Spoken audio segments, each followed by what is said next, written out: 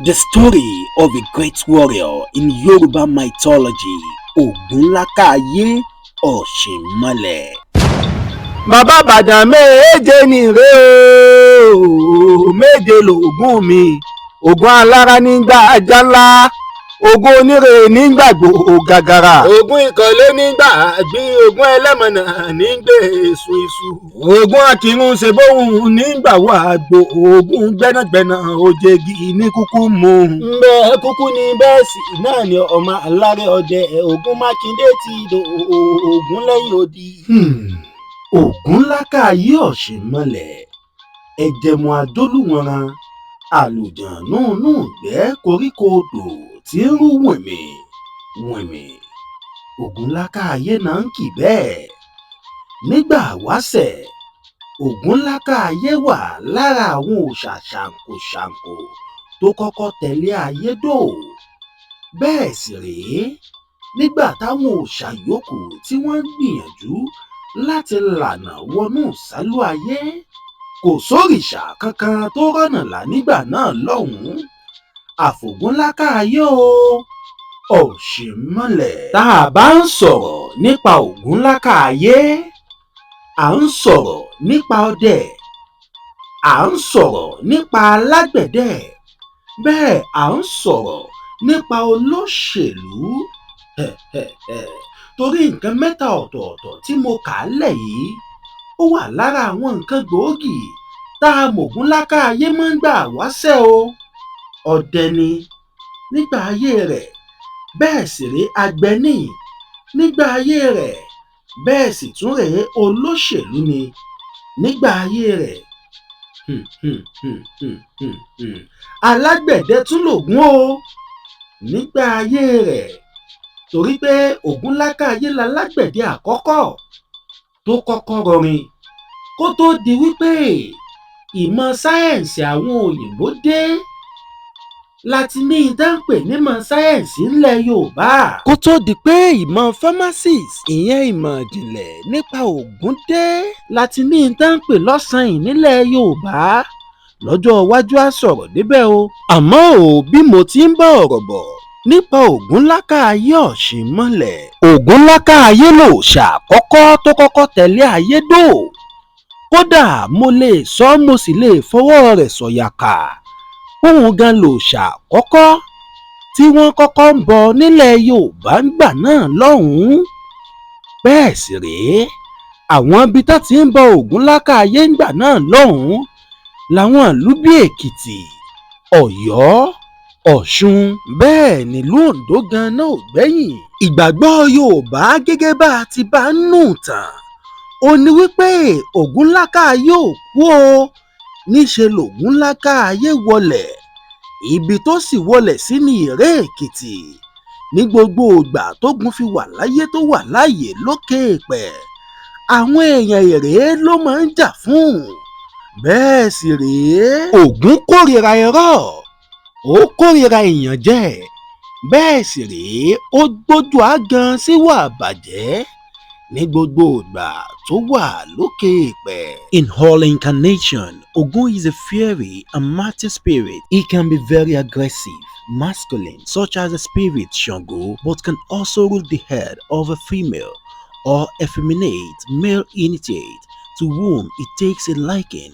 He is also linked with blood. Wọ́n á máa pògún láti ṣèwòsàn fẹ́ni tó láìsàn inú ẹ̀jẹ̀, because he is linked with blood. Ògún jẹ́ òòṣà kan tó níkápá lórí iná, tó sì yanṣẹ́ ọdẹ láàyò, pàápàá jùlọ ètò òṣèlú. Ó sì jẹ́ òòṣà tó nífẹ̀ẹ́ sí iṣẹ́ ogun púpọ̀ púpọ̀. Ǹjẹ́ ẹ mọ̀ pé oṣé ọwọ́ Ṣàngó Olúkòso àárá aná kò sẹ̀yìn Ògún? Ìyẹn ò ní wípé láìsógún kò sí ní tá a bá máa pè ní oṣé Ṣàngó. Bẹ́ẹ̀ sì rèé, idán iná tí Ṣàngó máa ń pa kò sẹ̀yìn Ògún. Ìyẹn ò tún ni pé láìsógún lákáayé kò sí nǹkan tá a bá máa pè ní idán iná tí Ṣàngó máa ń pa. ohun tó so mọ́gún lákáayé pọ̀ o. nígbà wáṣẹ̀ Ògún jẹ́ òòṣà kan tó nífẹ̀ẹ́ sẹ́mu púpọ̀ púpọ̀. tó bá ń bọ̀ látoko ọdẹ rẹ̀ àbó ń bọ̀ látinú oko tó ń gbé dáko tó wá kà àwọn èèyàn níbi wọ́n gbé ń ṣe fàájì nílé ẹlẹ́mu, a máa jókòó tí a bá wọn mẹ́mù tí wọ́n á jọ dọ̀wẹ́kẹ̀ tí ó sì tún máa mọ̀nà tiẹ̀ lọ. àmọ́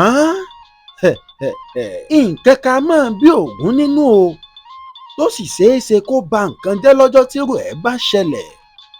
bógun bá bùrìnbùrìn tó báwọn ènìyàn níbi tán gbé ń ṣe fàájì nílé ẹlẹ́mu téèyàn wá gbá kèrègbè síwájú tí ò sẹ́mu ń bẹ̀, ìgbàgbọ́ rẹ̀ ni wípé sọ fẹ́ máa mú un sí ẹni àbírò àrífínwó rèé, a máa yọdà lákọ̀ tí a sì gbé orí irúfẹ́ ẹni bẹ́ẹ̀ sọnù. Ògún is a warrior associated with war, truth and justice. tẹ́ ẹ bá gbàgbé, tẹ́ ẹ bá rántí dáadáa nínú ìtàn tí mo sọ nípa Ṣàngó Olúkòso àárá aná, mo jó yé wa wípé Ọya aya Ṣàngó Olúkòso ló ń ṣe tó sì jẹ́ ààyò rẹ̀ pẹ̀lú.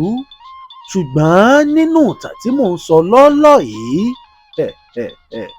Ògún lákáayé ọ̀ṣìnmọlẹ̀ òun ló kọ́kọ́ fẹ́ Ọya o. ìyàwó lọ́ya jẹ́ lọ́ọ̀dẹ̀ Ògún lákáayé ọ̀ṣìnmọlẹ̀. ṣùgbọ́n ọjọ́ tí Ọya pàdé Ṣàngó Olúkòso àárá aná lọ́ya yóò fẹ́ Ṣàngó o. àwọn méjèèjì sì bẹ̀rẹ̀ eré àníyàn wọn. nílẹ̀ Yorùbá, Ògún lákáayé ọ̀ṣìnmọlẹ̀ ó jẹ́ òòṣà kan tó jẹ́ pé gbogbo èèyàn ló bẹ̀rù rẹ̀ o. pàápàá jùlọ bọ́rọ̀ bá le tán wọn a máa fògún búra. wọ́n kàn lè pé kéèyàn tọ́ abẹfẹ́lẹ́ àbọ̀bẹ lásán lá o. bólúwa rẹ̀ bá ṣèké àbólúwa rẹ̀ fi dúdú pe funfun, dandan ni kógún lákáayé parúfẹ́ ẹni bẹ́ẹ̀ o. torí Ògún lákáayé kojú oró sírọ̀, bẹ́ẹ̀ sì rèé ó kórìíra àyànjẹ́ pọ̀. nígbà wáṣẹ̀ tógún lákáayé àtàwọn òòṣà mìíràn jọ délé ayé, inú igbó jùújù nílé ayé jẹ́. wọ́n wá wò pé èyí ò lè rọrùn ní gbígbé láì ṣe wípé a sáwọn oko yìí a sì gé àwọn igi ńláńlá yìí lulẹ̀. àwọn nǹkan táwọn òòṣà yìí mú dání wọ́n ń gbìyànjú àti fi gé oko, ṣùgbọ́n iṣẹ́ ọ̀hún ò já gaara. èyí ló mú kí Ògún gbéra pa ó dọ̀dọ̀ Ọ̀rúnmìlà bàbá Àgbọnmìrègún. nígbà tógun dọ́dọ̀ Ọ̀rúnmìlà, Ògún bá Ọ̀rúnmìlà sọ̀rọ̀ lórí àdójúkọ wọn. látara Ọ̀rúnmìlà lògún ti kọ́ bá a ṣe ń wórin túnrin rọ̀. ọgbọ́n yìí lògún gbé padà wá sílé ayé o, tógún sì padà sáwọn oko yìí. irin àkọ́kọ́ tógún kọ́kọ́ gbẹ́ ó ní àáké. bẹ́ẹ̀ ni àáké ni. kẹ̀rẹ̀kẹ̀rẹ̀ Ògún kó àwọn èèyàn ayé ìgbà náà lọ́hùn-ún ní bá a ṣe ń wórin túnrin rọ̀.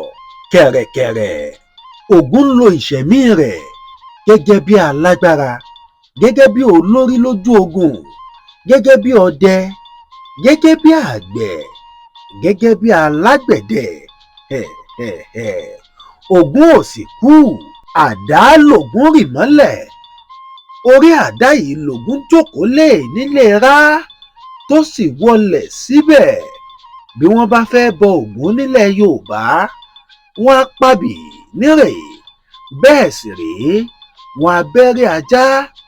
ẹ̀jẹ̀ ajá ni wọ́n fi ń bọ̀gún fáwọn olóòṣà tó ń bọ̀gún nílẹ̀ Yorùbá. Ògún onírè ọkọ mi, ẹ̀jẹ̀mú ajólúwọ̀nran, àlùjànnú nùgbẹ́, koríko odò tí ń rú wìnmì wìnmì. Do not forget to subscribe to my YouTube channel to enjoy more of Yoruba mythologies. I remain my humble self, BBID, Bàbá Ìbàdàn. èmi á máa pé ẹyin táyé ò dín jẹ, dandan ni kó dòròmọdìẹ o. òròmọdìẹ táyé ò pa jẹ, dandan ni kó dàkúkọ. ayé ẹja yóò gbà nínú ayé o. Ire kàbìtì.